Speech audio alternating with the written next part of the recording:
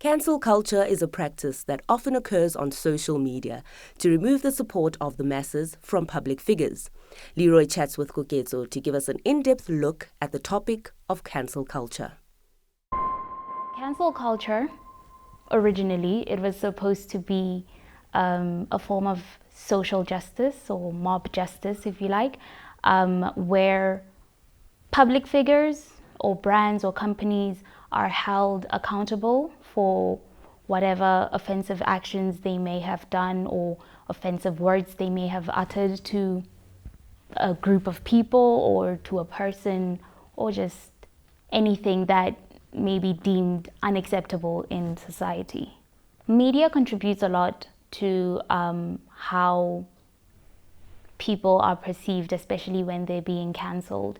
For example, when you look at the whole Jada and Will Smith saga that's going on, the Will Smith slap, Jada and Will have been in the media for quite a while now, and the media is portraying Jada in a very bad light.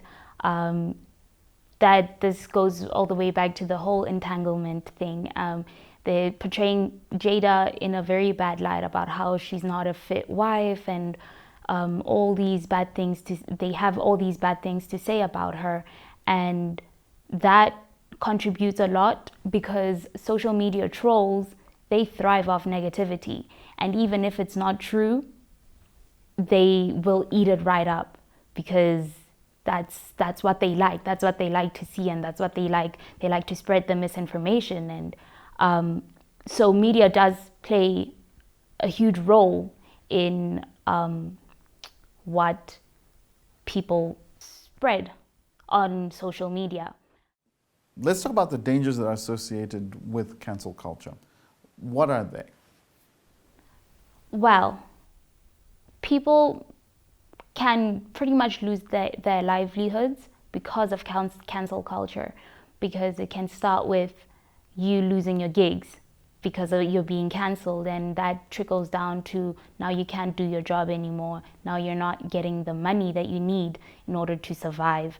And even just like your street cred, just your connections, you lose your connections because you are now deemed in a certain way. And there's a lot that comes with it, with cancel culture, which you wouldn't want to be on the receiving end of. Can anything be done to those who mislead others under the banner of cancel culture? In a practical sense, I don't think much can be done because a lot of them are even operating behind burner accounts and operating in untraceable manners. So I don't know if practically anything could be done to them.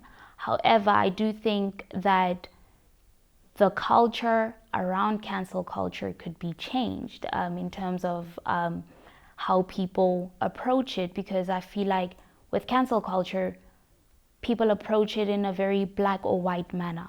And cancel culture is complex because humans are complex.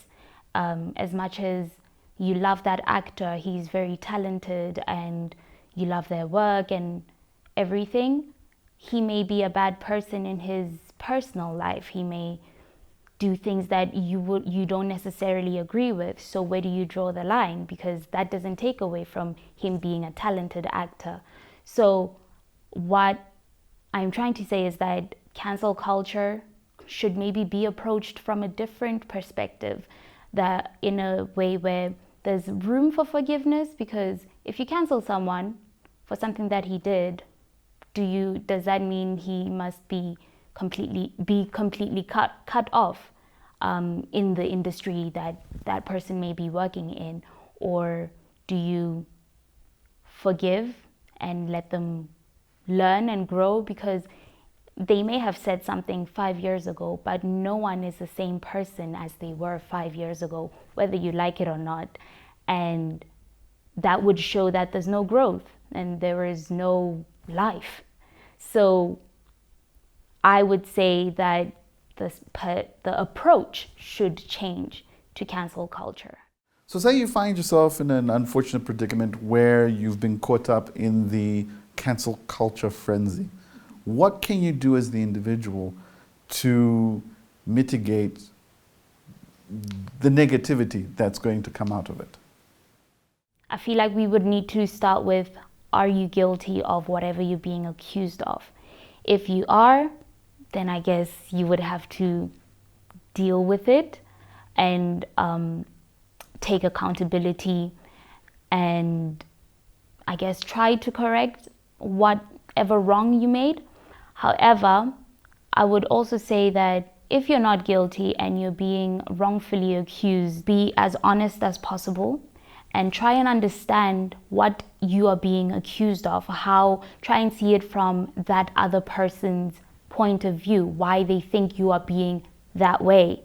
And after that, apologize if you need to, but just make sure that your actions are in alignment with what you said in your apology or whatever it is that you represent. I think that would be a good place to start. For anyone who wants to hold people accountable for their actions using cancel culture, what would you say to them? I would say that they should approach it from a human perspective. They are also human and they also make mistakes. And so I would say they should approach it from a point of forgiveness, but also context matters, because sometimes people are being cancelled for something they said in 2005, but remember, society was like, they were saying it to the people in that society when it was maybe acceptable. And although we may not see it as acceptable today, that doesn't mean, and I mean, I'm not saying it makes it right that it's not that they said that thing, and just because it was acceptable then doesn't mean that it's okay that they said it. But context does matter, because that changes the tone of what was being said. If they said it today, then we'd understand why they're getting all that backlash. So people should just really look into the whole context of what is being handled, and also approach it with grace, because we make mistakes here or there, and they are not holier than the next person just because they're calling that person out. That's what I would say. And also, if you're reading it from a tabloid or TMZ or whatever, not to name drop, but if you're reading it from tabloid sources, then it most probably isn't true. But if you're reading it from a trusted source, then I guess you can do whatever you want to from that point on.